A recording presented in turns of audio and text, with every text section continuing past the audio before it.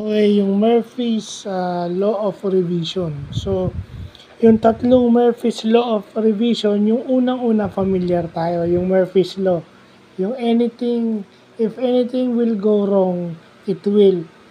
At, an, at an unexpected times. Ibig sabihin, yung hindi mo inaasahan, may mangyayaring hindi maganda. Di ba? May magmamalfunction na hardware, may software na magkaka-error na dati hindi naman, yan ganyan.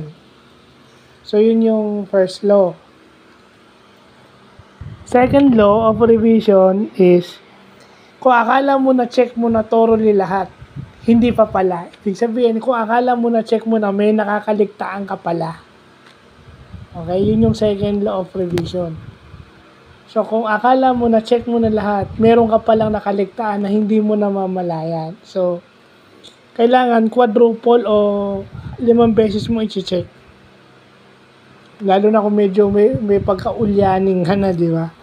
And then, yung third law, familiar sa ating mga sa IT project management. Nag-estimate tayo ng oras, ng timetable ng project. Pero sa third law, sinasabing, mas mahaba pa pala yung paggawa natin ng project kaysa dun sa ating inaasa. Totoo yun. Kasi bakit? Yung sinasabi mong Microsoft Law, na yung available memory mo kinakain.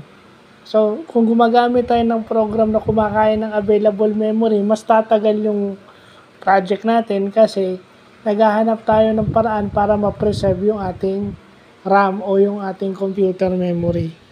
So, yun yung Murphy's Law of Revision. Kaya nga Law of Revision kasi gagawin natin yan kapag tayo ay may nire-revise o inaayos na isang parte ng isang hardware o parte ng isang software o kahit na anong bagay. Ang Murphy's Law naman applicable sa lahat ng bagay. Pero ina-apply ko lang sa IT.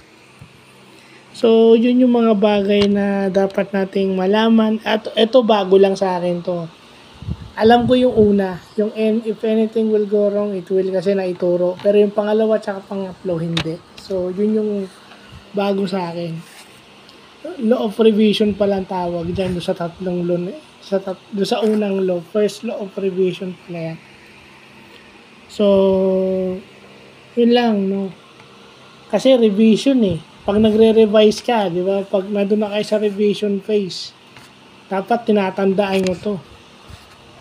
Kasi lahat naman tayong nag-aaral ng ComSci at saka ng IT o kahit ng COE, dumadaan dito.